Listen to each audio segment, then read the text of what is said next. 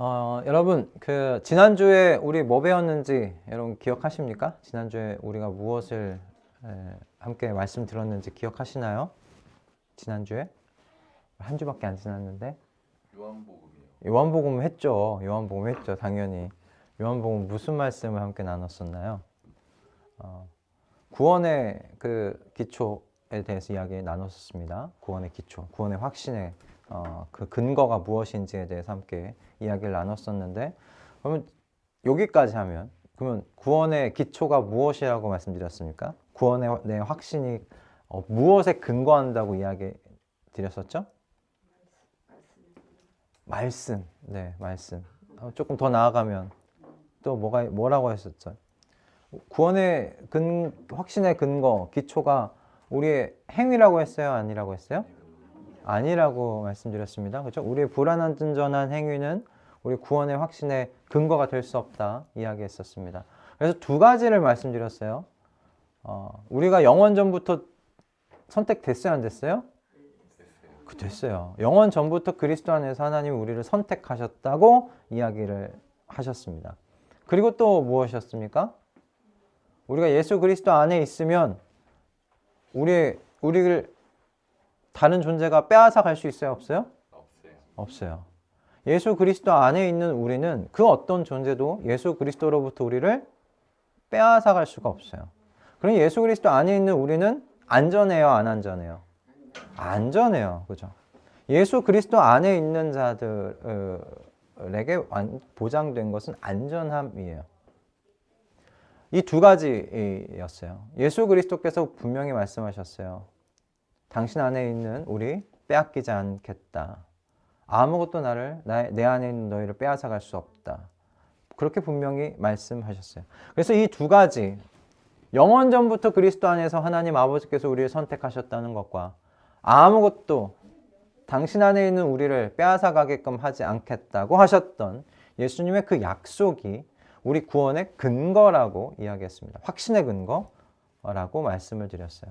그러므로 불완전한 우리의 어떤 믿음의 행위라든지 내 어떤 삶의 결단들, 내 기질들, 성품들, 그것에 기대지 않으셔도 된다라고 이야기를 나눴었습니다. 그래서 우리의 그 영생은 죽음 이후에 먼 미래의 약속이 아니라 또한 그리스도 안에서 믿는 바로 그 순간 지금 여기서 이미 시작된 것이라는 것 또한 우리가 함께 나누었었어요. 이제 잘 기억이 나시죠? 이런 거를 보면 한 번 설교를 2주 연속을 한번 해도 될 것 같아요. 기억을 못 하시니까 새로우실 것 같아요. 자, 여러분 이제 기억하셨으리라 생각이 들고, 자, 그런데 우리가 이렇게 구원이 하나님 안에서 확실하다. 우리 구원받음의 확신의 근거가 너무나 이제 확실한 거예요. 이렇게 확실하기 때문에 생기는 한 가지 이제 질문이 이제 생기는 거예요. 이걸로 이제 끝이냐? 이걸로 정말 끝이냐는 거죠. 예수님을 믿으면 영생이 시작되고요. 그죠? 바로 예수님을 믿는 순간 여러분, 지금 여기서부터 영생이 시작되는 거예요. 죽은 다음에 시작이 아니라 여러분 지금 영생이 시작되었어요. 영원한 생명이 지금부터 우리는 누리고 있는 바예요. 그렇게 구원을 얻는다면 자 이거예요. 그럼 이게 끝인가? 이게 믿은 걸로 끝이냐라는 거예요. 오늘 본문은 이런 질문에 대한 예수님의 답변이라고 우리가 생각할 수 있어요. 이 질문에 대해서 예수님의 답변을 쉽게 정리해 드리자면 이것입니다. 여러분, 구원받았다고 끝이 아닙니다. 구원받았다고 끝이 아니에요. 확실한 이 구원 이후에는 무엇이 있냐면 참된 이 믿음이, 우리의 이 믿음이 이끌어가는 새로운 삶이 기다리고 있다는 것을 여러분 기억하고 계셔야 한다라는 것입니다. 구원이 끝이 아니다. 구원은 이제 시작된 거예요. 스타트 라인에서 이제 뛰기 시작하는 거예요. 그리고 우리에게 주어진 참된 믿음이 우리로 하여금 새로운 삶으로 저와 여러분을 이끌어간다. 오늘 말씀이 이야기하는 바입니다. 여러분, 오늘 말씀을 통해서 구원이 끝이 아니라 시작이라는 것과 우리의 이 믿음이 또한 참된 여러분 믿음이라면 이 믿음이 우리를 어떤 삶으로 이끌어 가게 되는지를 알게 되시는 오늘 이 예배의 시간 되어지기를, 이 말씀의 시간 되어지기를 주님의 이름으로 축복합니다. 네, 오늘 이 본문 속에서 우리 그걸 알아가려고 해요. 자, 오늘 본문을 우리 함께 좀 길지만 제가 한 절 여러분이 한 절 교독하시고 마지막 59절은 함께 합독하도록 하겠습니다. 제가 먼저 읽겠습니다. 내가 진정으로 진정으로 너희에게 말한다. 믿는 사람은 영생을 가지고 있다. 나는 생명의 빵이다. 너희의 조상은 광야에서 만나를 먹었어도 죽었다. 그러나 하늘에서 내려온 빵은 이러하니 누구든지 그것을 먹으면 죽지 않는다. 나는 하늘에서 내려온 살아있는 빵이다. 이 빵을 먹는 사람은 누구나 영원히 살 것이다. 내가 줄 빵은 나의 살이다. 그것은 세상에 생명을 준다. 그러자 유대 사람들은 서로 논란을 하면서 말하였다. 이 사람이 어떻게 우리에게 자기 살을 먹으라고 줄 수 있을까? 예수께서 그들에게 말씀하셨다. 내가 진정으로 진정으로 너희에게 말한다. 너희가 인자의 살을 먹지 아니하고 또 인자의 피를 마시지 아니하면 너희 속에는 생명이 없다. 내 살을 먹고 내 피를 마시는 사람은 영원한 생명을 가지고 있고 마지막 날에 내가 그를 살릴 것이다. 내 살은 참 양식이요 내 피는 참 음료이다. 내 살을 먹고 내 피를 마시는 사람은 내 안에 있고 나도 그 사람 안에 있다. 살아계신 아버지께서 나를 보내셨고 내가 아버지 때문에 사는 것과 같이 나를 먹는 사람도 나 때문에 살 것이다. 이것은 하늘에서 내려온 빵이다. 이것은 너희의 조상이 먹고서도 죽은 그런 것과는 같지 아니하다. 이 빵을 먹는 사람은 영원히 살 것이다. 함께 읽겠습니다. 이것은 예수께서 가버나움 회당에서 가르치실 때 하신 말씀이다. 아멘. 네, 오늘 본문 47절 말씀을 보시면 이렇게 되어 있습니다. 내가 진정으로 진정으로 너희에게 말한다. 믿는 사람은 영생을 가지고 있다. 믿는 사람은 영생을 가지고 있다. 분명히 말씀하십니다. 여기서 영생을 가지고 있다. 이게 여러분 이 말씀 딱 들어도 아시겠죠? 이거 먼 미래의 약속이에요? 아니면 지금 이루어진 것에 대한 이야기예요? 지금이죠. 그죠? 가지고 있다잖아요, 여러분. 그죠? 지금 이미 받았다는 거예요. 그러니까 영원한 생명이 믿는 그 순간 저와 여러분이 누리게 되는 바입니다. 여러분 기뻐하십시오. 지금 영원한 생명을 지금 여러분 받고 계십니다. 지금 누리고 계십니다. 시작하셨습니다. 그런데 이어서 예수님께서 이제 48절과 51절까지 자신을 생명의 빵이라고 말씀하시면서 이렇게 자신에 대해서 이야기합니다. 48절에서 51절 말씀이에요. 저 한번 제가 읽어드릴게요. 좀 옆 앞에 보시면서 따라오세요. 나는 생명의 빵이다. 너희의 조상은 광야에서 만나를 먹었어도 죽었다. 그러나 하늘에서 내려오는 빵은 이러하니 누구든지 그것을 먹으면 죽지 않는다. 나는 하늘에서 내려온 살아있는 빵이다. 이 빵을 먹는 사람은 누구나 영원히 살 것이다. 내가 줄 빵은 나의 살이다. 그것은 세상에 생명을 준다. 여러분 이 말씀에서 우리가 놓치지 말아야 할 부분이 있어요. 그게 뭐냐면 믿는 사람의 표현이 지금 뭘로 바뀌었어요? 믿는 사람이 지금 48절부터 보면 뭐 하는 사람으로 바뀌어요? 그렇죠. 먹는 사람으로 바뀌어요. 그러니까 믿는 사람이 먹는 사람으로 표현이 바뀌는 것을 우리가 볼 수 있어요. 근데 이게 단순한 변화가 아닙니다. 표현의 변화가 아니에요. 예수님께서 참된 믿음을 설명하시기 위해서 의도적으로 지금 먹는다라는 비유를 사용하신 거예요. 믿는 사람이 먹는 사람으로 바뀌었는데 그럼 이 믿는다는 것과 먹는다는 것 이게 차이가 없다는 것을 이야기하는 거예요. 말씀하시려는 거예요.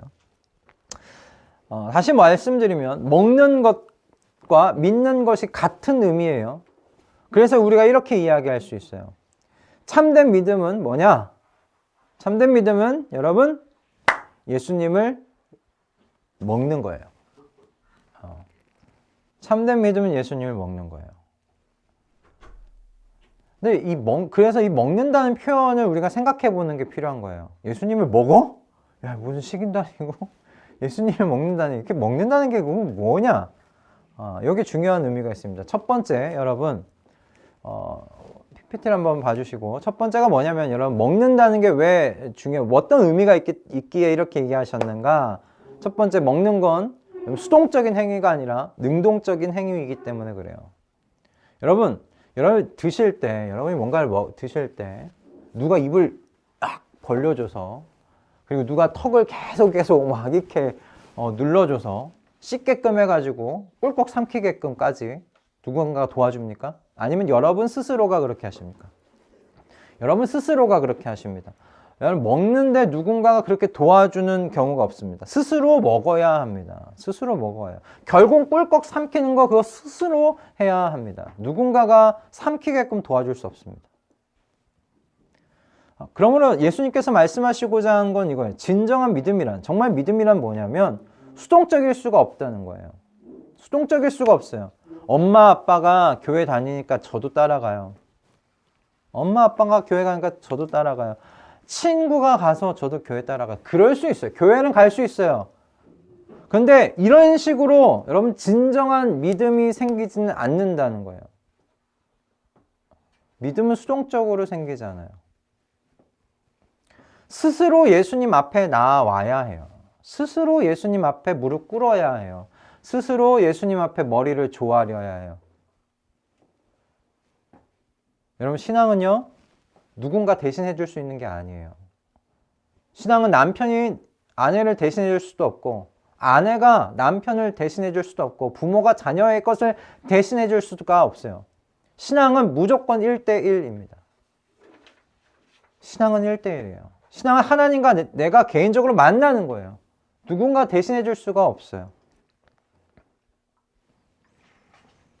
내가 능동적으로 주님 앞에 나아가서 내가 주님을 선택하고 주님께 나아가고 그 주님을 영접해야 해요.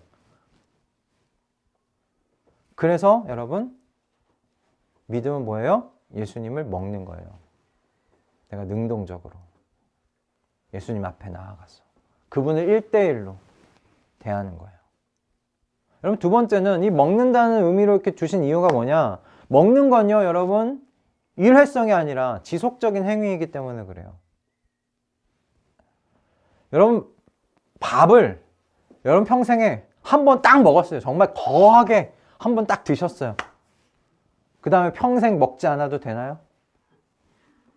한 번 진짜 진수성찬을 드셨는데 그 다음부터는 안 먹어도 되나요? 그렇지 않죠, 여러분. 밥은 어때요? 매일매일 먹어야 돼요, 안 먹어야 돼요? 매일매일 여러분 먹어야 돼요. 아침, 점심, 저녁 먹어야 돼요. 매일매일 먹어요. 그래야 우리의 몸이 유지가 돼요. 건강하게 지낼 수가 있어요.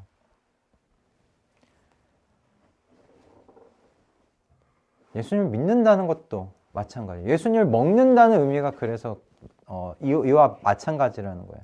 여러분 과거에 예수님을 영접했어요. 그걸로 끝일 수가 없다는 거죠. 10년 전에, 여러분 20년 전에 교회에 처음 나와가지고 교회에서 예수님을 만나고 예수님을 영접했다고 해서 그것으로 여러분의 남은 일생을 살아갈 수 있는 것 아니에요. 그게 완성됐다고 말할 수 있는 것이 아니라는 말씀이에요. 여러분 젖을 이제 먹기 시작했어요. 엄마 이제 젖을 빨면서 먹기 시작했어요. 그 다음부터는 어떻게 돼요? 끼니 때마다 먹어야 돼요. 이제 먹는 게 시작이 된 거예요.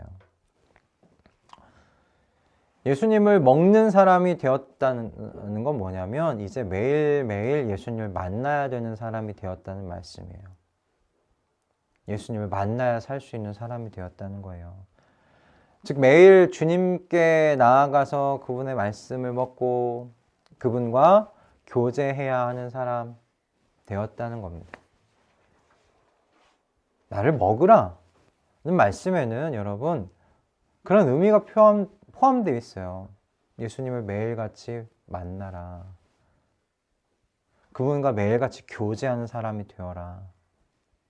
라는 거예요, 여러분. 그래서 먹는 거예요. 믿는 것과 먹는 것이 그래서 같은 거예요. 믿는다는 건 그냥 한 번 믿고 마는 게 아니라 내가 믿게 된 그분과 이제 매일같이 교제하면서 한다는 거예요. 여러분 그것을 기억하셨으면 좋겠습니다. 아, 주님 믿었으니까 난 됐다. 아니요. 믿는다는 건 그런 게 아니에요. 믿는다는 건 먹는 거예요. 예수님을 밥처럼 먹는 거예요. 매일매일 아침, 점심, 저녁 밥을 먹든 매일매일 그 주님과 교제하고 그 주님의 말씀을 듣고 주님의 품 안에서 살아가는 것을 느끼는 거예요. 그런 저와 여러분 되기를 주님의 이름으로 축복합니다. 여러분 그 먹는다고 그렇게 이야기하는 그 세 번째 이유가 있어요. 세 번째는 뭐냐면 여러분 먹는다는 건 이 외부에 있는 것을 내부로 가져오는, 내 안으로 가져오는 행위이기 때문에 그래요. 여러분 아무리 진수성찬이 내 앞에 차려져 있어도요, 여러분 그거 그 밥 여러분 드시지 않으면 여러분과 상관이 있어요, 없어요? 상관없죠, 그쵸? 여러분 드시지 않으면 그 아무리 진수성찬, 아무리 맛 좋은 것, 건강한 음식이 내 앞에 차려져 있더라도 그거 저와 아무런 상관이 없어요. 내가 그걸 먹어야 내 몸에서 피가 되고 살이 되죠. 그렇지 않아요? 그걸 먹고 내가 소화를 시켜야 내 안에서 피가 되고 살이 되는 거예요. 먹어야 되는 것이죠. 여러분 진짜 믿음이라는 것이 그런 겁니다, 여러분. 예수님에 대해서 알아요. 책을 많이 보고 알아요. 성경책도 100번 읽어서 예수님에 대한 이 그리스도 이 교회가 어떻게 되는지 이 역사도 너무나 잘 알아요. 구원을 어떻게 받았는지 너무 잘 알아요. 그러니까 성경 지식이 많아요. 그런데 여러분 이게요, 사실 좋은 음식이 외부에 차려져 있는 것과 똑같아요. 그 지식이 내 안으로 들어와서 내가 먹고 내 삶의 일부가 되어야 한다는 거예요. 예수님께서 나의 외부에 계신 분이 아니라 내 안에 계신 분이 되는 거예요. 그러니까 여러분 그게 믿는 거예요. 그게 믿는 거예요. 예수님이 나와 상관없는 분으로 내 밖에 계신 분이 아니라 믿는다는 건 그분이 내 안에 들어오셔서 나의 일부가 되신다는 거예요. 먹는다는 것. 여러분 먹는다는 것을 한번 상상해 보세요. 내 안에 음식이 들어와요. 소화해요. 여러 다양한 영양소가 되어서 내 살과 피가 돼요. 예수님이 그러시다는 거예요. 믿는다는 것. 예수님을 믿는다는 것. 그분이 나와 함께 사시는 것. 그게 믿는 겁니다.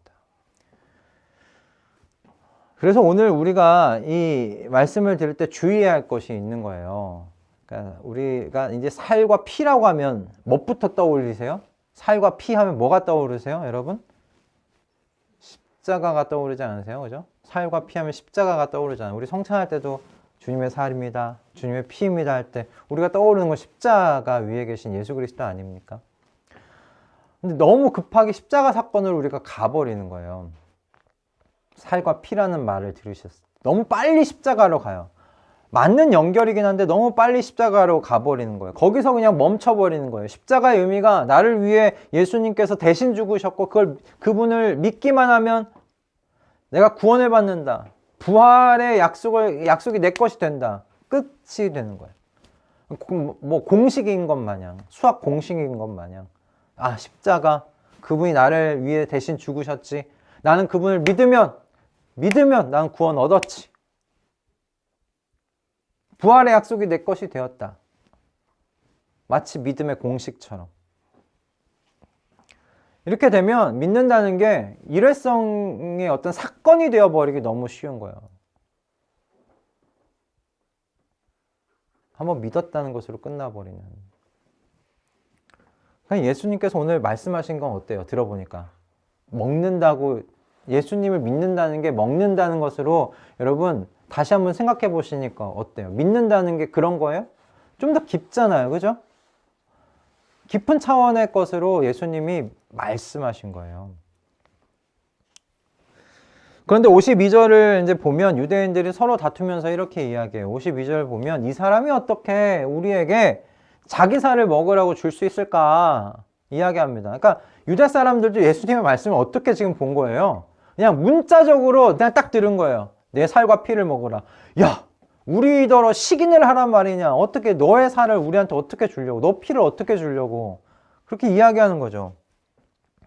그랬더니 예수님께서 그러면 이렇게 오해를 하면 어때요? 오해를 풀어주실 만도 하잖아요. 아니, 그런 말이 아니라, 그런 뜻이 아니라 내가 한 뜻은 이러한 거야 라고 풀어서 말씀해 주실 것도 풀어서 말씀해 주실 것도 한데 그렇게 하지 않으세요?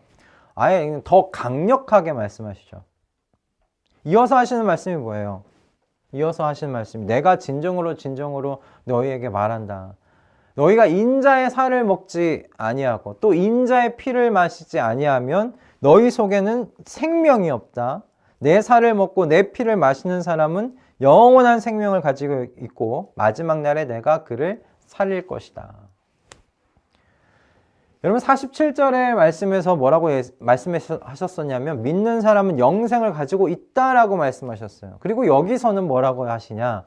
살과 피를 먹어야 생명을 가진다라고 말씀하세요.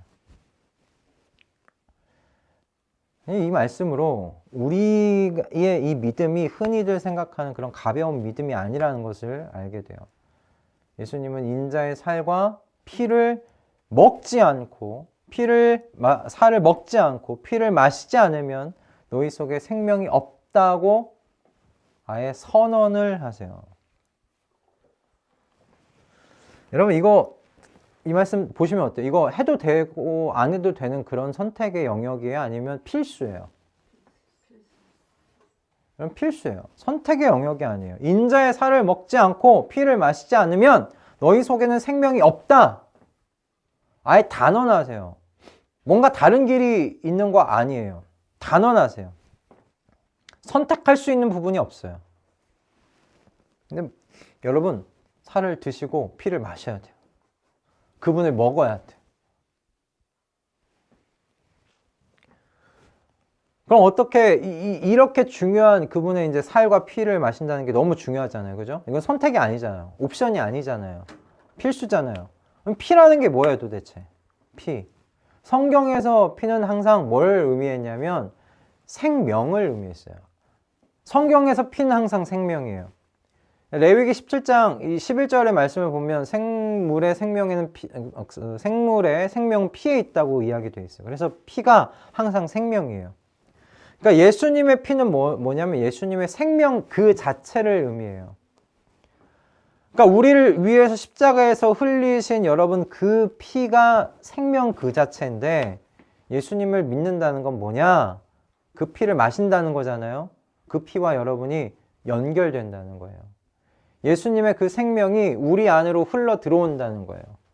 그 생명과 내가 연결된다는 거예요. 예수님의 그 영원한 생명이 우리 가운데 흘러 들어와요. 그래서 피를 마시라고 말씀하시는 거예요. 그런 의미로 말씀하신 거예요. 자, 그럼 살이라는 건 뭘까요? 살. 요한복음 1장 14절을 보면 이렇게 되어 있습니다. 말씀이 육신이 되어 우리 가운데 사셨다. 여러분, 이 살이 이 요한복음 1장 14절에서 말씀된 이 육신이 오늘 본문에 있는 살하고 똑같은 단어예요. 육신이 살이에요. 살이라는 말은 그래서 뭐냐면 예수님께서 이 땅 가운데서 오셔서 그 육체로 육신으로 살아왔던 우리 눈에 그 제자들의 눈에 보여주셨던 많은 사람들의 눈에 보게 하셨던 구체적인 그래서 삶이에요. 삶. 예수님이 어떻게 사셨는지, 그분이 어떻게 말하고 어떻게 행동하셨는지, 어떻게 결정하셨는지, 그리고 그분이 무엇을 가르치셨는지, 우리가 어떤 본을 보여주셨는지 그 모든 것, 그리스도의 삶 그 자체입니다. 그래서 여러분 살은 뭐냐면 그리스도의 구체적인 삶이에요. 그러니까 피와 살을 먹으라는 의미는 그 무슨 의미겠어요? 피를 먹으라, 살을 먹으라, 예수님을 그냥 먹는 거잖아요. 그래서 이 믿음이라는 게 뭐냐면 믿는다 했을 때 우리는 뭐와 연결되냐? 그리스도의 영원한 생명하고 연결돼요. 믿는다 그럼 무엇이냐? 그리스도의 구체적인 그 삶을 본받아서 살아간다 라는 것과 연결이 되는 거예요. 그냥 예수님 죽고 부활하신 걸 내가 믿습니다. 그걸로 끝이 아니라는 말씀입니다. 그래서 예수님의 이 생명과 예수님의 삶을 우리가 섭취하는 거예요. 그래서 소화시켜서 예수님하고 완전히 하나가 되는 상태가 되라는 여러분 가르침이에요. 단순히 예수님 제가 알아요. 그분 알아요. 나를 대신해서 내 죄를 대신해 십자가에 죽으신 분이세요.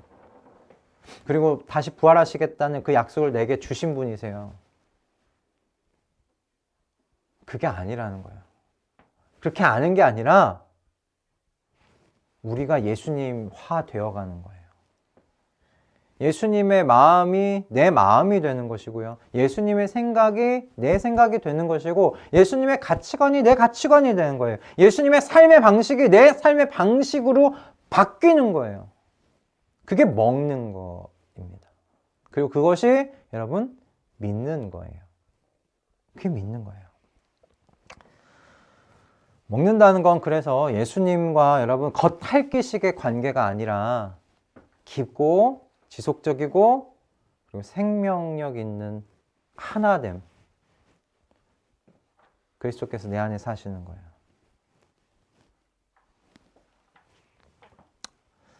예수님의 정신이 내 정신이 되고 예수님의 가치관이 내 가치관이 되고 예수님의 삶의 방식이 내 삶의 방식이 되는 거. 여러분 이게 예수님의 살과 피를 먹는 것입니다. 이것이 예수님을 먹는 거예요. 이것이 예수님을 믿는 거예요. 자, 그러면 이렇게 예수님을 먹은 사람, 예수님을 먹은 사람, 예수님을 그렇게 믿는 사람, 예수님의 살과 피를 먹은 사람, 여러분 이 사람이 이 사람 안에 어떤 일이 그럼 벌어질까요? 정말 이 믿음을 갖게 된 가진 이 사람에게 여러분 어떤 일이 자연스럽게 따라올까요? 무엇이 자연스럽게 따라올까요? 57절의 말씀을 함께 좀 읽어볼까요? 57절 말씀입니다. 같이 읽어보겠습니다. 앞에 보시고 같이 읽겠습니다. 시작! 살아계신 아버지께서 나를 보내셨고 내가 아버지 때문에 사는 것과 같이 나를 먹는 사람도 나 때문에 살 것이다. 아멘. 여러분 오늘 이 본문 말씀의 절정 부분이 57절 말씀입니다. 57절이 절정입니다. 여러분 한 문장에 예수님께서 저와 여러분에게 주고자 하시는 이 핵심 메시지가 57절 이 한 절 안에 있습니다. 이 말씀을 쉽게 이야기를 하면 이렇게 표현할 수 있어요. 예수님께서 이 땅에서 사신 이유가 무엇입니까? 누구 때문에 살았어요, 예수님이? 말씀을 보면 하나님 때문에, 아버지 때문에 사셨어요. 내가 아버지 때문에 사는 것과 같이. 예수님께서 하나님 아버지 때문에 사셨다면 뭐예요? 이제 그리스도인은 뭡니까? 예수 그리스도 때문에 사는 사람이 되게 하신다는 거예요. 내가 아버지 때문에 사는 것과 같이 나를 먹는 사람도 나 때문에 살 것이다. 예수님 때문에 사는 사람으로 변화시키신다는 거예요. 즉 하나님 아버지께서 예수님의 삶의 목적이었고 동기였고 이유였다면 이제 예수님을 믿는 사람, 예수님을 먹은 사람, 예수님의 살과 피와 연결된 사람은 어떻게 변화되어 가느냐? 그 사람 나 때문에 사는 사람으로 변화될 거야. 나 때문에 사는 사람. 내가 그 사람의 삶의 동기가 되고 이유가 되고 목적이 되게 될 거야. 라는 거예요. 예수님께서 매 순간 하나님 아버지께서 무엇을 기뻐하실까? 이것이 하나님 아버지의 뜻인가? 질문하셨다면 이제 예수님을 먹은 사람들, 예수님의 살과 피를 먹은 사람은 그 마음 가운데 이런 질문이 일어날 거라는 거예요. 이것이 예수님께서 기뻐하시는 일일까? 이것이 예수님의 뜻일까? 라는 질문이 떠오르게 될 거라는 겁니다.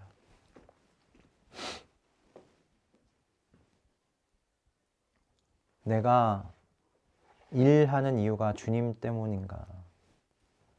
내가 아니면 단순하게 그냥 돈 벌고 성공하기 위한 것인가?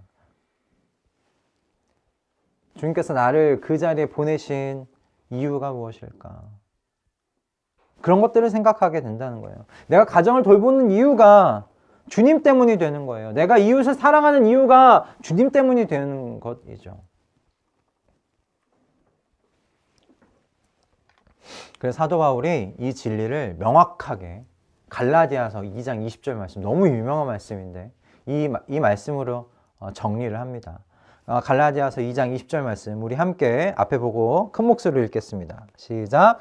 나는 그리스도와 함께 십자가에 못 박혔습니다. 이제 살고 있는 것은 내가 아닙니다. 그리스도께서 내 안에서 살고 계십니다. 내가 지금 육신 안에서 살고 있는 삶은 나를 사랑하셔서 나를 위하여 자기 몸을 내어주신 하나님의 아들을 믿는 믿음 안에서 살아가는 것입니다. 아멘. 여러분, 사도 바울은 이렇게 이야기합니다. 이제 살고 있는 건 내가 아니라 그리스도입니다. 사도 바울이 죽었어요? 아니요. 살아있었어요. 사도 바울은 살아있어요. 살아있는데 사도 바울이 이렇게 얘기해요. 이제는 내가 사는 게 아니라 내 안에 그리스도께서 사십니다. 이게 무슨 말이에요? 이제는 내 정신, 내가 과거에 갖고 있었던 정신, 가치관, 삶의 방식으로 살아가는 게 아니라 이제 나는 그리스도의 방식으로, 그리스도의 가치관으로, 그리스도의 정신으로 살아가는 사람이 되었다는 그 이야기 아닙니까?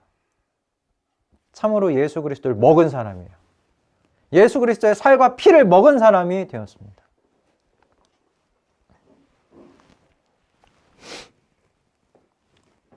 그리스도의 살과 피를 여러분 그렇게 먹고 마시는 건 먹고 마시면 우리 안에서 예수님께서 이렇게 일하세요.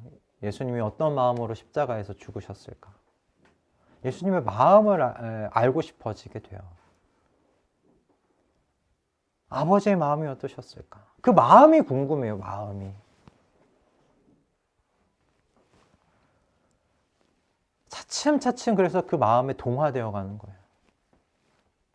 그게 바로 예수님을 여러분이 그리고 제가 소화시켜 가고 있다는 증거죠. 소화시켜 가고 있다는 증거. 어떻게 여러분 예수님의 살과 피를 먹고 지금 소화시켜 가고 계시는 그 삶의 증거들이 여러분 삶 가운데서 있으십니까? 아버지의 마음이 어떠신가? 그리스도께서 지금 어떤 마음 가지고 그런 일들을 하셨을까? 그것이 궁금하십니까? 그걸 궁금해하시는 저와 여러분 되었으면 좋겠습니다. 그렇게 살과 피를 우리가 소화시켜 가고 있는 저와 여러분이 되었으면 좋겠습니다.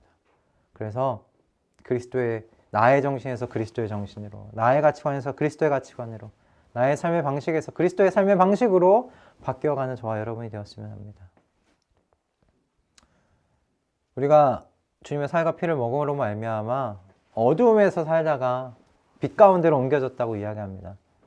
여러분, 어둠에서 살았을 때의 삶의 여러분 방식들, 삶의 형태들 한꺼번에 바꿀 수는 없잖아요. 하지만 조금씩 바꿀 수 있습니다. 주님께서 우리 안에서 그렇게 일하십니다. 우리 주님께서 그렇게 일하실 때 빛 가운데서 사는 사람들처럼 그렇게 우리 함께 변화되어 가 보십시다. 할렐루야. 아멘. 말씀을 좀 정리하면서 우리 믿음의 그 선배들의 이야기로 이야기를 좀 정리하고 싶은데요. 그분들의 삶은 주님 때문에 사는 삶이 어떤 건지를 좀 잘 보여주었던 삶이었던 것 같아요. 제가 그 새벽 말씀 동행 시간에도 함께 한번 소개했던 말씀인데 반복해서 들어도 참 은혜가 되시리라 생각이 들어서 한번 더 말씀을 드리겠습니다. 우리나라 그 처음에 복음이 들어오고 교회들이 세워지는 초대 교회 시절의 이야기였습니다. 그때는 목사가 되게 귀했어요. 지금이야 정말 많지만 그때는 목사님이 귀했고 성경도 귀했던 시절입니다. 지금이야 뭐 성경이 엄청 많잖아요. 버전도 많고. 근데 성경도 참 귀했어요. 그래서 목회자가 많지가 않으니까 선교사님들이 마을마다 교회를 세우면 선교사님들이 한 달에 한 번 이쪽 교회에 있다가 또 다음 달에는 다른 교회 갔다가 그렇게 옮겨야 했어요. 그래서 교회를 세우면 선교사님들이 그 조사라고 해서요. 성경을 읽을 줄 아는 사람을 세웠어요. 그래서 선교사님이 다음 달에 다른 교회에서 이제 예배를 드리기 위해서 옮기면 조사가 선교사님이 다시 돌아올 때까지 말씀을 읽고 또 그 예배를 좀 주도하고 인도하는 그런 역할을 했었습니다. 그런데 하루는 호롱불 밑에서 이제 그때는 전기가 없잖아요. 그러니까 호롱불 밑에서 책 이렇게 보면서 이렇게 읽는 거예요. 말씀을 읽고 있는데 어떤 말씀을 읽었냐면 조사가 두꺼운 돋보기를 꺼내서 읽다가 시편 23편의 말씀을 읽은 거예요. 23편 말씀이 어떻게 시작돼요? 여호와는 나의 목자시니 내게 부족함이 없어라 라고 그렇게 되어 있잖아요. 근데 이 호롱불 밑에서 가물가물하니까 글씨를 잘못 읽은 거예요. 어떻게 읽었냐면 여호와는 나의 목 자르시니 라고 읽은 거예요. 여호와가 내 목을 자르셨다니까. 여호와께서 내 목 자르시니 내게 부족함이 없어라 라는 말씀이 되어 버린 거예요. 근데 그렇게 읽고 보니까 이 말씀이 어때요? 굉장히 의미심장한 말씀이 되어버리잖아요. 여호와께서 내 목 자르시니 내게 부족함이 없어라. 그러니까 여호와께서 내 목을 자르셔도 나한테 부족함이 없다라는 말씀이 되어버린 거예요. 그러니까 성경을 다 읽고 이 조사가 정말 이 비장한 얼굴의 표정으로 이렇게 이야기를 하셨다고 합니다. 여호와께서 내 목을 자르셔도 저는 부족함이 없습니다. 이렇게 죽어도 좋습니다. 이렇게 큰 목소리를 외쳤더니 온 교인들이 어떻게 하냐면 저마다 손을 들고 이랬대요. 내두요, 내두요. 내두요, 내두요. 여호와가 내 목 자르셔도 저도 좋습니다. 그렇게 이 교회 성도들이, 교인들이 그렇게 고백했다는 거예요. 이 이야기를 들으면서 우리 믿음의 선배들에게 이분들에게 사는 이유는 주님이셨구나 생각이 들더라고요. 주님이셨구나. 주님이 이들의 삶의 목적이었고 동기였고 이유였구나. 여러분, 과거 믿음의 선배들 여러분 분명하게 우리보다 성경 지식 부족했습니다. 우리보다 성경 지식 분명히 부족했을 겁니다. 교리적으로도 부족했을 거고 신학적으로도 부족했을 겁니다. 우리보다 아는 것이 굉장히 적었을 겁니다. 가진 것 우리보다 훨씬 절대적으로 부족했습니다. 가진 것 없었습니다. 그러나 이 믿음의 선배들에 대한 이런 이야기를 들어보면 이분들이야말로 예수 그리스도의 피와 살을 먹은 분들이시구나. 먹은 분들이시구나. 그래서 그분들의 삶 자체가 내가 주님 때문에 산다 라는 고백의 증거가 되는 것이구나. 내두요, 내두요. 그죠? 주님께서 내 목 자르셔도 난 부족하지 않습니다. 내게 부족함이 없습니다. 그런 고백을 할 수 있을 정도로. 여러분 어떠십니까? 여러분의 삶은 주님 때문에 살아가고 계시는 삶이십니까? 아니면 나의 욕심과 내가 여태 살아온 습관과 기질과 어떤 그런 성품이 이끌어 가고 계시는 그런 삶이십니까? 오늘 때마침 이 설교 후에 성찬이 있어요. 이걸 지금 제가 이 본문을 억지로 지금 정한 게 아니라 흘러가는 대로 가는데 오늘 마침 성찬입니다. 여러분, 빵과 포도주를 여러분 드실 때 예수님의 살과 피를 여러분 드신다고 생각하시며 성찬에 참여하셨으면 합니다. 포도주에 예수님 빵을 떼셔가지고 여러분 그것을 잡으셨을 때 예수님께서 가지셨던 그분의 삶 자체를 지금 내가 가지고 있다. 포도주에 찍으실 때 예수님의 그 생명이 지금 나와 연결되어 있구나 라는 것을 여러분 기억하시면서 성찬에 참여하셨으면 합니다. 그래, 내가 예수님의 삶을 먹은 사람이지. 예수님께서 내 안에 살고 계시는 거지. 예수님의 생명이, 그 영원한 생명이 지금 내 안에 연결되어 있지. 그것을 여러분 생각하면서 오늘 성찬에 참여하시기를 주님의 이름으로 축복합니다. 그래서 오늘 이 순간부터 그래, 주님 때문에 살아봐야 되겠다. 주님께서 내 삶의 목적이고 동기고 이유가 되시도록 해봐야 되겠다. 그렇게 결심하는 결심의 시간으로 또 이어지실 수 있기를 바랍니다. 우리 주님의 이 정신과 삶이 우리의 삶을 여러분 온전히 지배하게 되시기를 소망합니다. 이번 한 주간 그래서 주님의 말씀을 먹고 매 순간 주님을 의지하면서 모든 결정에서 주님의 뜻을 구하는 우리 모든 가족분들 다 되시기를 주님의 이름으로 축복합니다. 할렐루야. 아멘.